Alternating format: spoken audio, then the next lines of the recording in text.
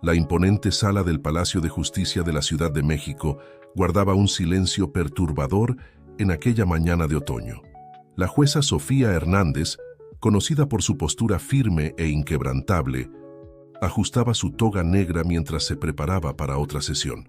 Sus 45 años cargaban no solo la experiencia de una carrera brillante, sino también las marcas de un dolor que la consumía diariamente desde hacía 12 años. El caso en cuestión parecía simple. Eduardo Romero, un profesor universitario de 50 años, era acusado de fraude en un proyecto de investigación. Las pruebas eran circunstanciales, pero suficientes para llevarlo a juicio. Sofía había estudiado el expediente durante semanas, como hacía con todos los casos, buscando cada detalle que pudiera ser relevante para su decisión. El tribunal comenzó a llenarse gradualmente. Entre los presentes estaba Gabriela Sánchez, una joven fiscal que haría su primera acusación importante. Del otro lado, Francisco Morales, un abogado experimentado que defendería a Eduardo. El murmullo de las conversaciones cesó cuando el oficial de justicia anunció la entrada de la jueza. Sofía atravesó la sala con pasos medidos, su presencia imponiendo un respeto natural.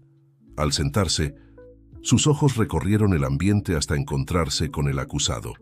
Fue en ese momento que su mundo se detuvo. Allí, en el cuello de Eduardo, colgaba un collar que ella conocía íntimamente, una pieza única, artesanal, con un pequeño dije en forma de mariposa incrustado con una única piedra azul. El mismo collar que su hija, Lucía, llevaba puesto el día que desapareció. Los recuerdos invadieron su mente como un torrente incontrolable. Lucía, a los 16 años, sonriendo mientras admiraba el collar en su cuello.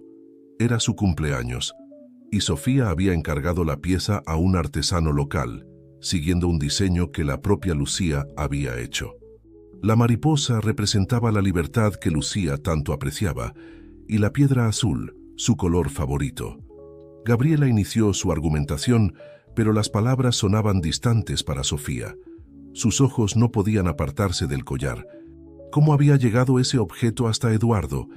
¿Cuál era la conexión entre él y la desaparición de su hija? Las preguntas se multiplicaban en su mente mientras luchaba por mantener la compostura profesional. El acusado, por su parte, mantenía una serenidad desconcertante. Sus ojos, aunque cansados, transmitían una calma que contrastaba con la gravedad de la situación. Ocasionalmente, sus dedos tocaban el collar en un gesto casi inconsciente, como si buscara consuelo en aquel objeto. Entre los testigos presentes estaba Carmen Rodríguez, colega de departamento de Eduardo en la universidad. Su testimonio revelaba a un hombre dedicado, querido por los alumnos, conocido por su integridad. El profesor Eduardo siempre ha sido un ejemplo de ética, afirmó ella, su voz firme resonando por la sala. Las acusaciones contra él no tienen sentido para quienes lo conocemos. Sofía intentaba concentrarse en los testimonios, pero cada movimiento del collar captaba su atención. Los recuerdos de Lucía se mezclaban con el presente, convirtiendo cada minuto en una batalla entre su deber como jueza y su corazón de madre. El sudor frío comenzaba a formarse en su frente y su respiración se volvía cada vez más difícil. Durante el receso, Sofía se retiró a su despacho, sus manos temblando al servirse un vaso de agua. Su asistente, Dolores, una señora que la acompañaba desde hacía 2 décadas, notó su perturbación. ¿Se encuentra bien, señora?, preguntó con genuina preocupación. Sofía solo asintió, incapaz de compartir el torbellino que la consumía. Al regresar a la sala, la visión del collar la golpeó con aún más fuerza. Las voces de los abogados se mezclaban, mientras su mente construía teorías cada vez más elaboradas sobre cómo aquella pieza única había llegado a manos de Eduardo. La presión en su pecho aumentaba, y las paredes parecían cerrarse a su alrededor. Fue cuando Eduardo se levantó para su declaración final que Sofía sintió que el mundo giraba. El brillo de la piedra azul captó la luz del sol que entraba por la ventana, creando un reflejo idéntico al que veía todas las noches en sus sueños con Lucía. La última imagen que registró fue el rostro preocupado de Eduardo. sus labios moviéndose como si quisiera decir algo importante antes de que todo se oscureciera. El tribunal se transformó en caos cuando la jueza se desmayó. Mientras la socorrían, el collar continuaba allí, silencioso, guardando secretos que conectaban vidas de maneras que nadie aún comprendía. Era solo el comienzo de un viaje que revelaría verdades largo tiempo enterradas y cambiaría para siempre el destino de todos los involucrados. El Hospital General de México bullía de actividad cuando Sofía recobró la conciencia. La habitación privada, con sus paredes en tonos pastel, no lograba aliviar la inquietud que aún la dominaba. A su lado, Dolores, su fiel asistente, sostenía su mano con preocupación maternal. El médico dijo que fue solo una baja de presión, explicó Dolores, ajustando sus lentes de montura dorada. Pero necesita descansar, Sofía. En los últimos meses ha trabajado sin parar. Sofía sabía que no era solo cansancio. La imagen del collar permanecía vívida en su mente, como una fotografía que se negaba a desvanecerse. 12 años habían pasado desde la desaparición de Lucía, y aquella era la primera pista concreta que surgía. Su corazón de madre gritaba por respuestas, mientras su mente de jueza intentaba mantener la racionalidad. «Necesito hablar con el licenciado Alejandro», dijo Sofía, refiriéndose al investigador que había seguido el caso de Lucía desde el principio. Incluso después de tanto tiempo, él nunca había dejado de buscar pistas, convirtiéndose en un aliado valioso y amigo confiable. Alejandro Ruiz llegó al hospital al final de la tarde. A sus 55 años, llevaba en el rostro las marcas de innumerables casos difíciles, pero la desaparición de Lucía era especial. Había sido su primer caso como investigador jefe, y el fracaso en resolverlo lo perseguía tanto como a Sofía. «Cuénteme sobre el collar», pidió él, sentándose en el sillón junto a la cama. Sofía describió cada detalle de la pieza, su voz temblando al recordar el día en que se lo había regalado a su hija. «Era único», explicó. «El artesano, don Manuel, lo creó especialmente para Lucía. La piedra azul fue tallada siguiendo un diseño específico. Y la mariposa». Su voz falló. Alejandro tomó notas detalladas, su rostro mostrando un creciente interés. «Voy a buscar a don Manuel, si aún está trabajando. Puede darnos información sobre otras piezas similares que haya hecho». Mientras tanto, en el Palacio de Justicia, el caso de Eduardo Romero había sido temporalmente suspendido. El acusado regresó a la detención provisional, pero algo en su expresión al saber del desmayo de la jueza intrigó a Gabriela, la joven fiscal. Notó un destello de genuina preocupación en sus ojos, algo que no encajaba con el perfil de un estafador. Movida por la curiosidad, Gabriela comenzó su propia investigación paralela. En los archivos de la universidad, descubrió que Eduardo había comenzado a trabajar allí exactamente hacía 12 años, coincidiendo con el periodo de la desaparición de Lucía. Las fechas no parecían una simple coincidencia. En su apartamento, esa noche, Sofía revolvía antiguas cajas de recuerdos. Encontró una foto de Lucía usando el collar, tomada una semana antes de su desaparición. En la imagen, la adolescente sonreía frente a una cafetería en el centro de la ciudad. Sofía nunca lo había notado antes, pero al fondo, parcialmente visible, había un hombre sentado solo. Su corazón se aceleró al reconocer rasgos que recordaban a Eduardo Romero, aunque la imagen estuviera desenfocada. Alejandro, por su parte, logró localizar a don Manuel, ahora jubilado, viviendo en un pequeño pueblo en el Estado de México. El artesano, aunque anciano, mantenía registros meticulosos de todas las piezas que había creado a lo largo de los años. Al ser cuestionado sobre el collar, su reacción fue de inmediato reconocimiento. «Ah, sí, la mariposa con el zafiro azul», dijo él, hojeando un antiguo cuaderno de notas. «Hice solo 2 piezas con ese diseño específico. Una fue encargada por la licenciada Sofía para su hija, y la otra…» Se detuvo, frunciendo el ceño. «La otra fue encargada por un hombre, pocos meses después. Insistió en que quería una réplica exacta». El investigador sintió que su corazón se aceleraba. «¿Recuerda a ese hombre?»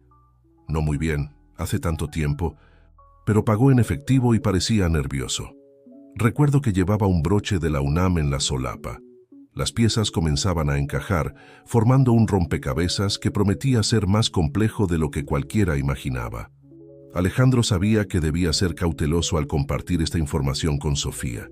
Su estado emocional era frágil y cada nuevo descubrimiento podría desencadenar recuerdos dolorosos. Dolores, que había permanecido en el hospital incluso después de terminar su turno, observaba a Sofía dormir inquieta.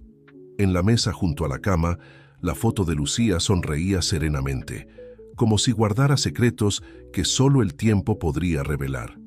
La asistente tomó su teléfono y, después de un momento de duda, escribió un mensaje para Alejandro. Hay algo que necesita saber sobre el día en que Lucía desapareció. Algo que nunca le conté a nadie. El reloj marcaba casi la medianoche cuando Sofía despertó sobresaltada.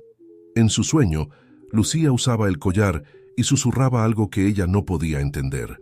A su lado, el periódico del día anterior mostraba el titular sobre su desmayo en el tribunal. Sus ojos se enfocaron en un detalle en la foto. Eduardo Romero, siendo escoltado fuera del tribunal, sostenía el collar con una expresión que no era de culpa, sino de profunda tristeza.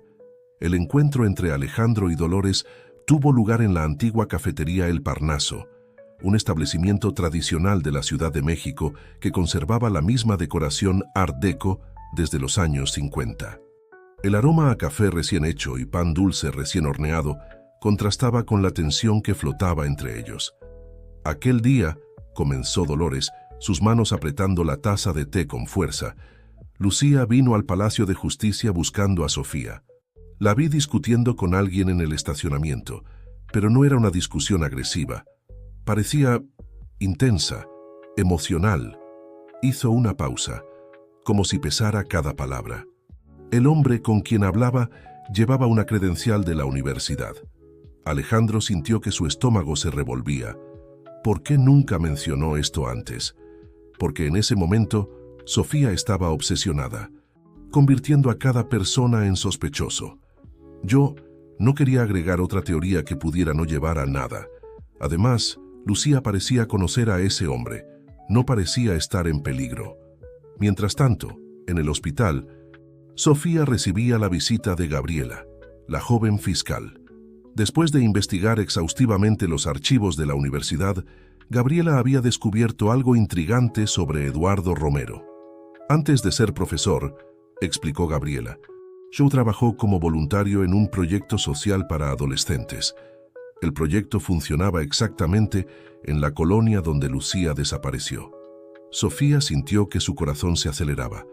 ¿Qué tipo de proyecto? Era un programa de mentoría. Eduardo ayudaba a jóvenes a desarrollar proyectos de vida, especialmente a aquellos que tenían conflictos familiares. Gabriela dudó antes de continuar. Sofía, encontré algo en los archivos. Lucía estaba inscrita en ese proyecto. La revelación golpeó a Sofía como un rayo. Su hija, siempre tan cercana, tenía una vida paralela que ella desconocía completamente.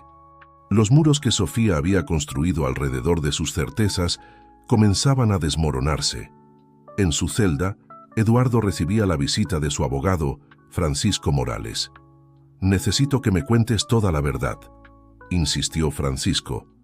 «El collar, la jueza, el desmayo, nada de esto es coincidencia, ¿verdad?». Eduardo se pasó la mano por el rostro cansado. Conocí a Lucía en el proyecto social. Era una chica brillante, llena de sueños, pero se sentía sofocada. No por falta de amor de su madre, sino por el exceso de protección. Tocó el collar instintivamente. Este collar me lo dio de regalo, días antes de partir. Dijo que era un símbolo de confianza. En la delegación, Alejandro revisaba antiguas evidencias cuando sonó su teléfono. Era un antiguo informante de la universidad. «Licenciado, esa empleada por la que preguntó, Carmen Rodríguez, trabajó en el mismo proyecto social que el profesor Eduardo. Y hay más. Encontré fotos antiguas del proyecto. Tiene que verlas». Las fotos llegaron por correo electrónico minutos después.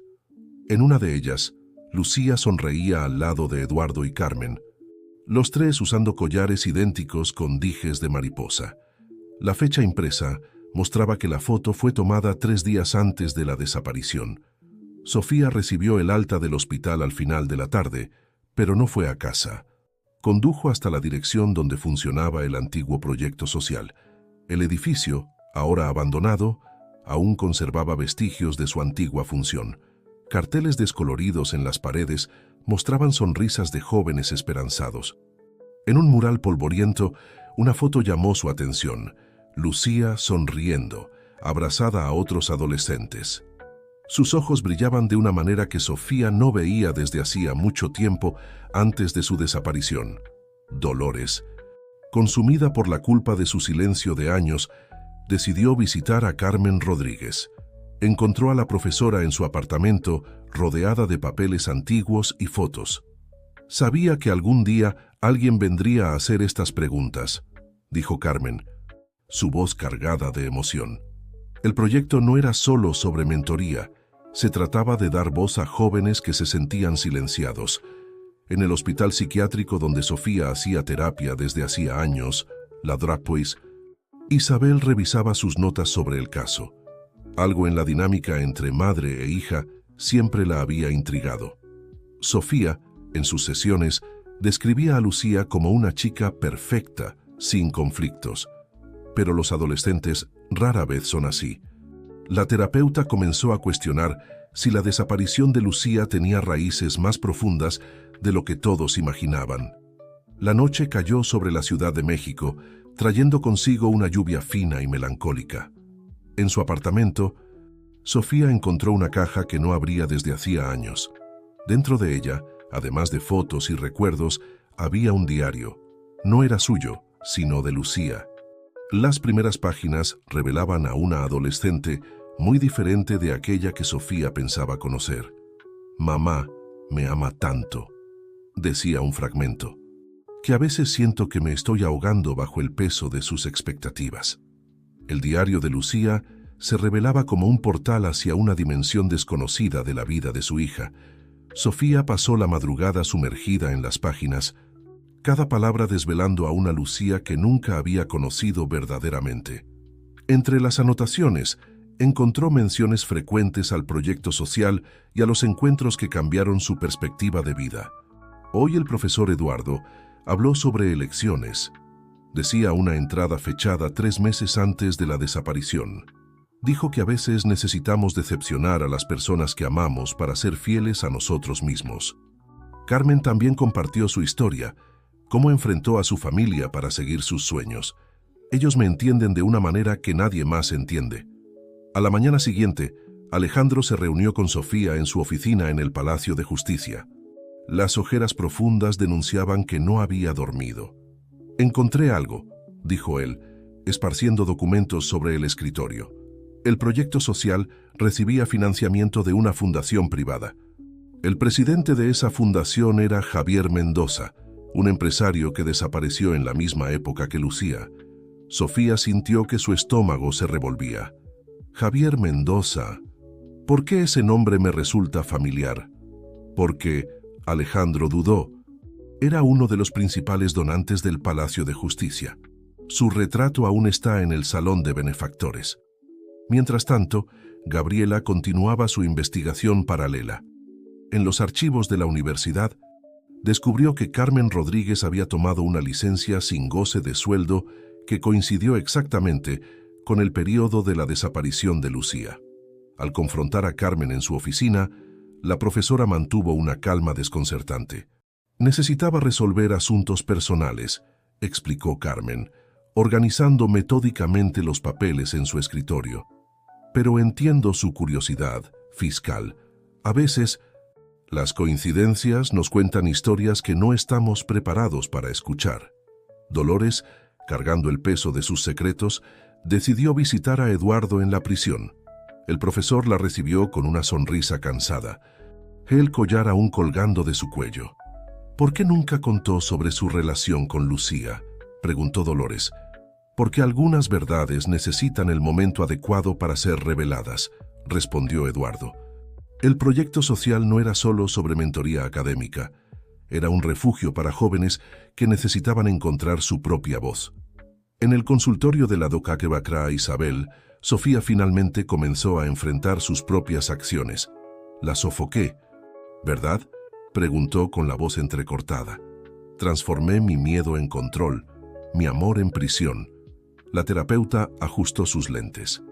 Sofía, a veces nuestro mayor acto de amor es permitir que aquellos que amamos elijan sus propios caminos, incluso cuando esos caminos los alejan de nosotros. Alejandro, siguiendo la pista de la fundación, descubrió que Javier Mendoza había vendido todas sus propiedades días antes de su desaparición. Una de las transferencias llamó su atención. Una casa en la costa, vendida por un valor simbólico a una empresa registrada a nombre de Carmen Rodríguez. En el tribunal, el caso de Eduardo permanecía suspendido. Pero las investigaciones sobre el supuesto fraude comenzaban a revelar inconsistencias. Gabriela, revisando los documentos, se dio cuenta de que las acusaciones parecían haber sido cuidadosamente construidas, como si alguien quisiera mantenerlo bajo los reflectores de la justicia. Sofía volvió al edificio abandonado del proyecto social, esta vez durante el día. Entre los escombros de lo que fue un espacio de transformación, encontró un mural de fotos parcialmente preservado. En una de ellas, Lucía sonreía al lado de Carmen y Eduardo, pero había una cuarta persona en la foto, parcialmente visible, Javier Mendoza. Dolores, en su escritorio en el Palacio de Justicia, recibía una llamada importante. Del otro lado de la línea, una voz familiar traía información que podría cambiarlo todo. Sus manos temblaban al tomar notas, mientras lágrimas silenciosas corrían por su rostro. El sol se ponía sobre la Ciudad de México cuando Sofía, sentada en su despacho, abrió la última página del diario de Lucía. La entrada, fechada el día anterior a su desaparición, contenía solo una frase: «Perdóname, mamá, pero necesito volar con mis propias alas». Esa noche, mientras la ciudad se preparaba para dormir, 4 personas en diferentes lugares contemplaban la misma luna. Sofía en su despacho, Eduardo en su celda, Carmen en su apartamento y Dolores en su casa. Cada uno llevaba una pieza del rompecabezas que, al armarse, revelaría una verdad que transformaría sus vidas para siempre. La oficina del investigador Alejandro estaba sumida en la penumbra del amanecer cuando Dolores entró cargando una carpeta antigua y un sobre sellado. Sus manos temblaban mientras colocaba los documentos sobre el escritorio. «Durante todos estos años», comenzó ella, su voz casi un susurro, «guardé algo que Lucía me entregó el día que la vi por última vez». Del sobre sacó una carta amarillenta por el tiempo. Me hizo prometer que solo la entregaría si algo específico sucedía, si el collar reaparecía. Alejandro abrió la carta con cuidado, como si manejara una reliquia sagrada. La caligrafía adolescente de Lucía llenaba 3 páginas, revelando una verdad que nadie esperaba. «Querida mamá», comenzaba la carta, «cuando leas esto, ya habré tomado una decisión que romperá tu corazón». El proyecto social no era solo un programa de mentoría, era una puerta a un mundo donde podía ser verdaderamente yo misma. Mientras tanto, en el apartamento de Carmen Rodríguez, la profesora recibía una visita inesperada. Gabriela, la joven fiscal, había llegado con nuevos descubrimientos sobre la fundación de Javier Mendoza. «Usted no solo trabajó en el proyecto», confrontó Gabriela, «sino que era la principal consejera de Javier Mendoza. ¿Por qué ocultar esa conexión todos estos años?». Carmen sirvió 2 tazas de té antes de responder. En su sala, decenas de mariposas en cuadros decoraban las paredes, el mismo símbolo del collar. «El proyecto era más de lo que parecía», explicó. Javier creó un programa de protección para jóvenes que necesitaban recomenzar sus vidas lejos de situaciones sofocantes. En la prisión, Eduardo recibía la visita de su abogado con novedades sobre su caso. Las acusaciones de fraude comenzaban a desmoronarse, revelando un elaborado plan para mantenerlo bajo custodia. «Alguien quería que estuvieras aquí», explicó Francisco, «pero no por los motivos alegados. La pregunta es, ¿por qué ahora?». Después de 12 años, Eduardo tocó el collar, sus ojos perdidos en recuerdos, porque llegó el momento de que la verdad salga a la luz. Lucía sabía que este día llegaría. Sofía, en su despacho, releía por centésima vez las páginas del diario de su hija. Una entrada en particular llamó su atención. Javier dice que a veces necesitamos crear nuevas identidades para encontrar quiénes somos realmente. Carmen me mostró cómo la libertad tiene muchas formas, y Eduardo me enseñó que el coraje no es ausencia de miedo, sino la decisión de seguir adelante a pesar de él.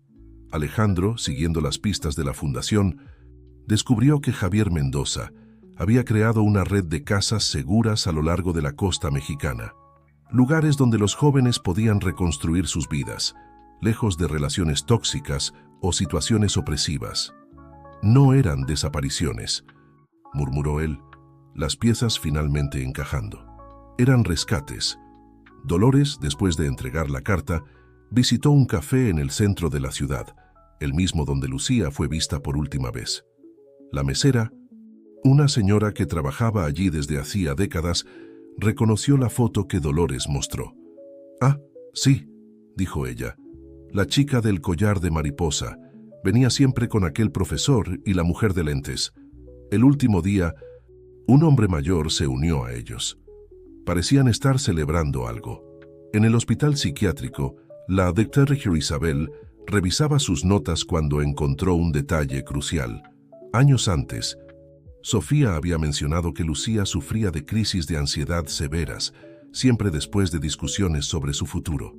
Ella no quería ser jueza, escribió Isabel en sus notas. El peso de las expectativas estaba destruyendo su esencia. La noche caía sobre la Ciudad de México cuando Sofía recibió una llamada de Alejandro. «Encontré algo», dijo él, «una foto tomada en una de las casas costeras de Javier Mendoza, 3 meses después de la desaparición de Lucía. Necesita ver esto». La foto mostraba un grupo de jóvenes en una terraza frente al mar. Entre ellos, parcialmente visible, estaba una chica usando un collar de mariposa. Su sonrisa era radiante, libre, una sonrisa que Sofía no veía desde hacía mucho tiempo en el rostro de su hija. El rompecabezas comenzaba a formar una imagen clara, pero aún faltaba la pieza final. Una pieza que Eduardo Romero guardaba no solo en su cuello, sino en su corazón, esperando el momento adecuado para revelarla. La casa frente al mar en Puerto Vallarta permanecía exactamente como en las fotografías que Alejandro había encontrado. Sofía respiró profundo antes de subir los escalones de la terraza, acompañada por el investigador y por Dolores. El sonido de las olas parecía contar historias de 12 años atrás.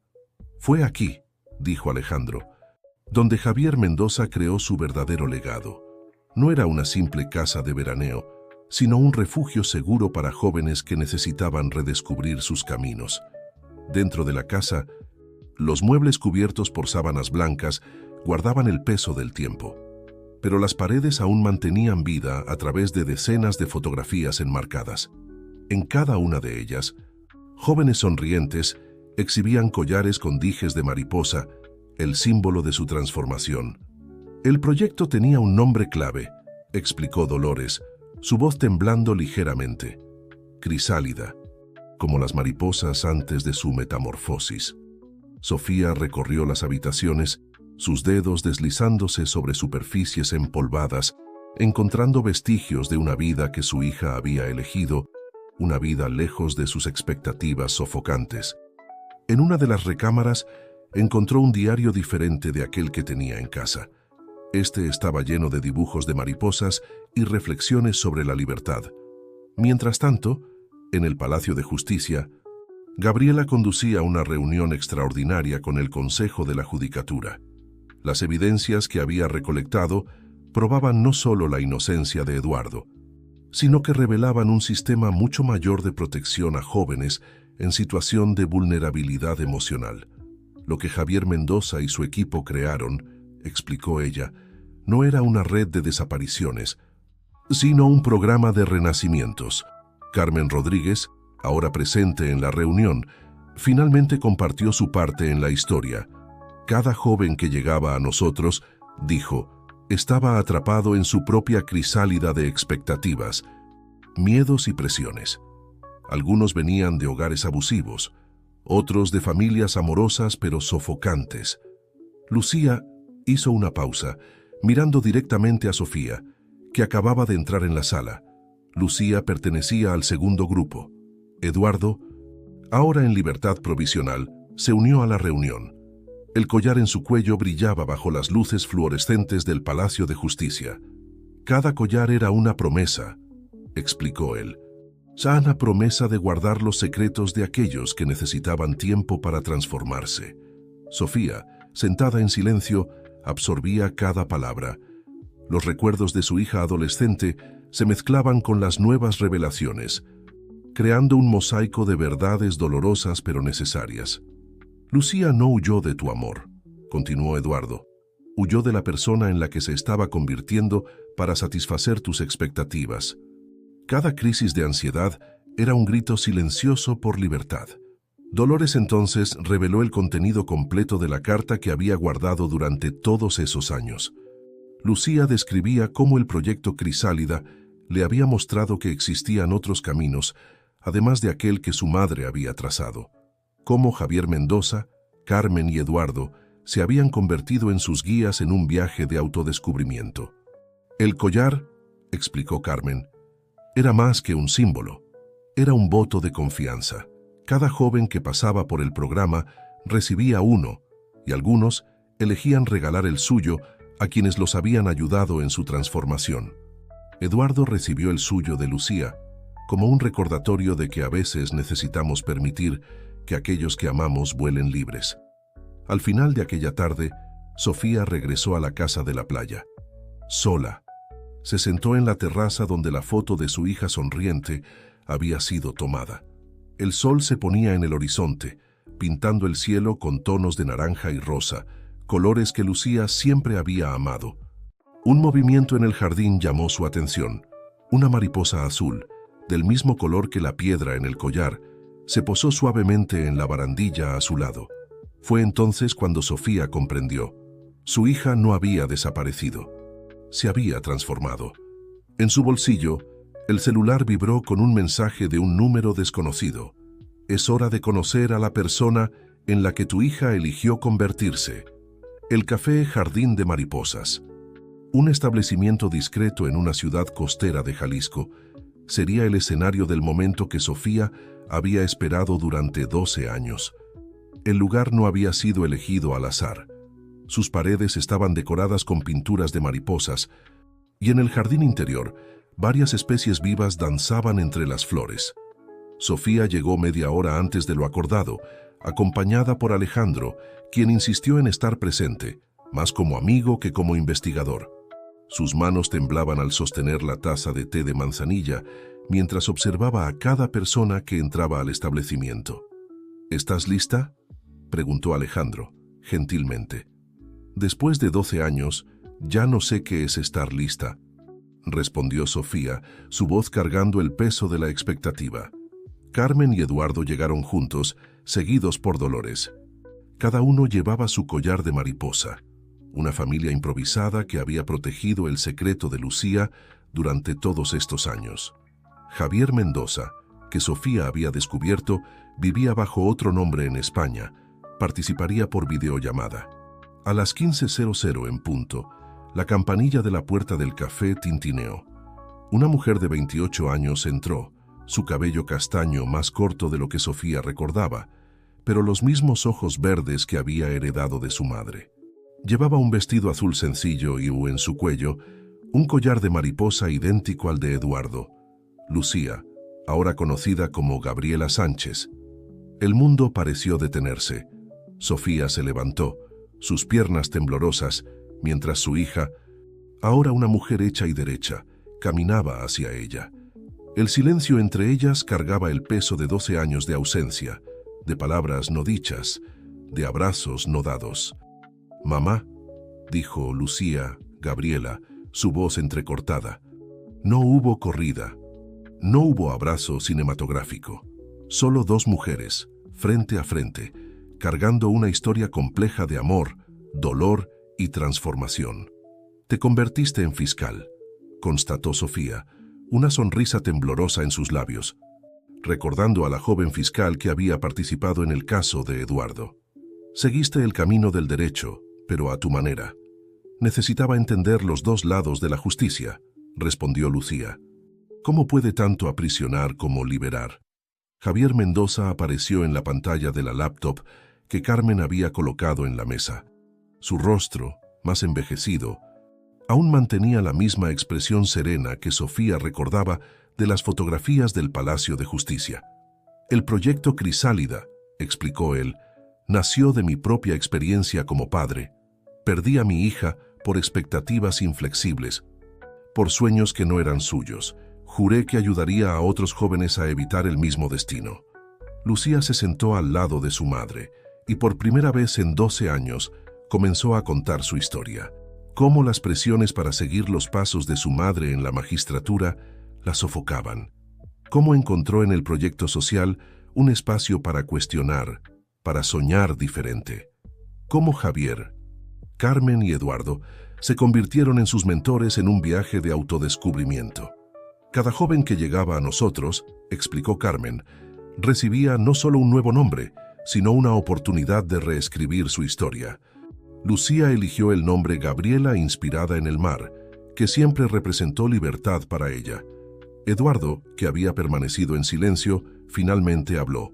El collar que Lucía me dio era una promesa de que un día, cuando estuviera lista, la verdad saldría a la luz. Ser encarcelado, incluso injustamente, fue parte de ese camino. Nunca dejé de amarte, mamá, dijo Lucía, sosteniendo las manos de Sofía. Pero necesitaba amarme a mí misma primero. Necesitaba descubrir quién era yo lejos de tus expectativas. Sofía miró a su hija, ya no la adolescente asustada que se había ido, sino una mujer fuerte que había construido su propia vida, su propia identidad.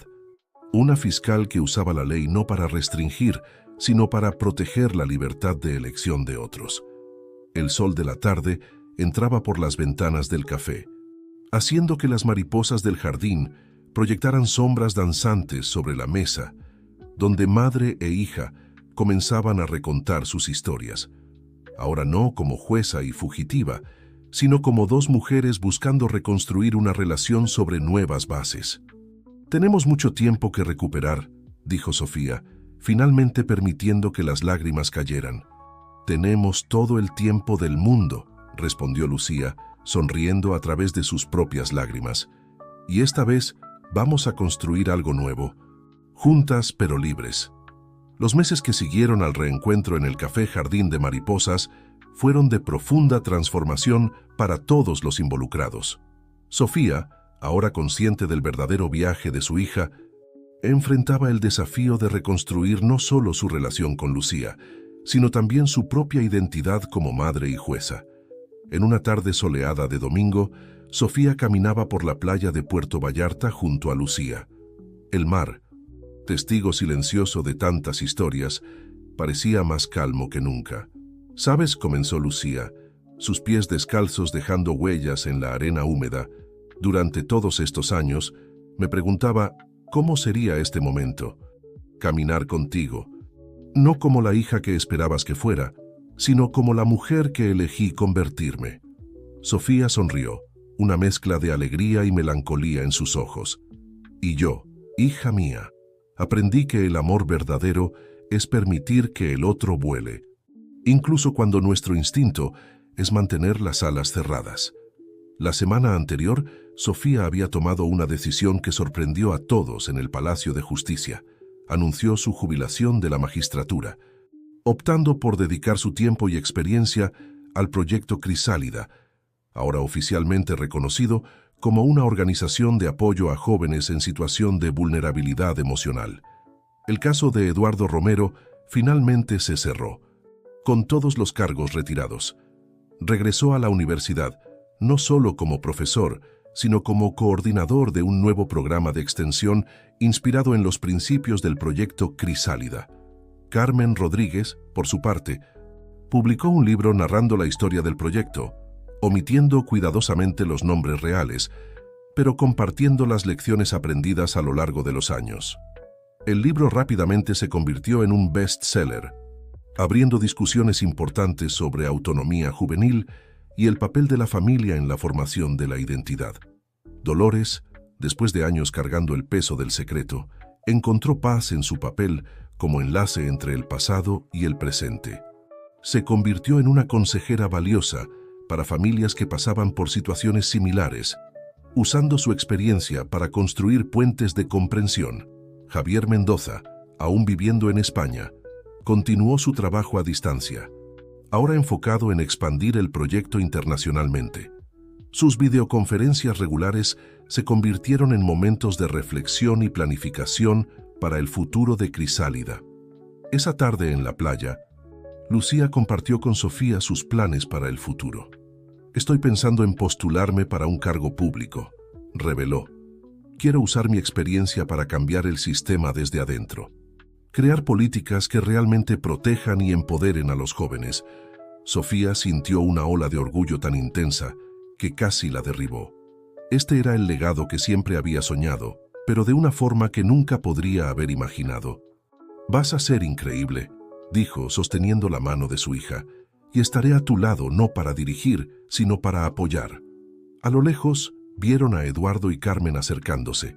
Se habían convertido en parte integral de esta nueva familia, unidos no por sangre, sino por un viaje compartido de transformación. «Mira», dijo Eduardo, señalando el cielo. Una mariposa azul volaba sobre ellos, sus alas brillando contra el sol poniente. «Parece que alguien vino a recordarnos el poder del cambio». Lucía sonrió, tocando instintivamente el collar en su cuello. «Cada uno de nosotros pasó por su propia metamorfosis», reflexionó. «Y lo más hermoso es que nunca es tarde para salir de la crisálida». Mientras el sol se ponía en el horizonte, pintando el cielo con tonos de naranja y rosa, el grupo caminó junto por la playa. Cada paso era un testimonio de su viaje, de las elecciones difíciles, de los dolores del crecimiento y de la belleza de la transformación.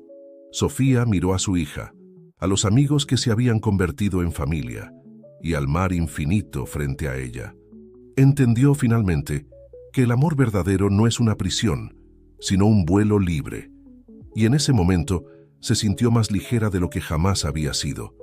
El proyecto Crisálida continuaría, ahora no más en las sombras, sino a la luz del día, ofreciendo a otros jóvenes la oportunidad de descubrir sus propias alas. Y Sofía, Lucía, Eduardo, Carmen, Dolores y Javier, cada uno con su collar de mariposa, serían los guardianes de esa promesa de libertad y autodescubrimiento. Mientras caminaban de vuelta a la casa en la playa, el último rayo de sol se reflejó en las aguas tranquilas, como un recordatorio centelleante de que cada final es solo el comienzo de un nuevo viaje. La metamorfosis estaba completa, pero la historia continuaría escribiéndose, una página a la vez, con la tinta del coraje y el pincel de la comprensión.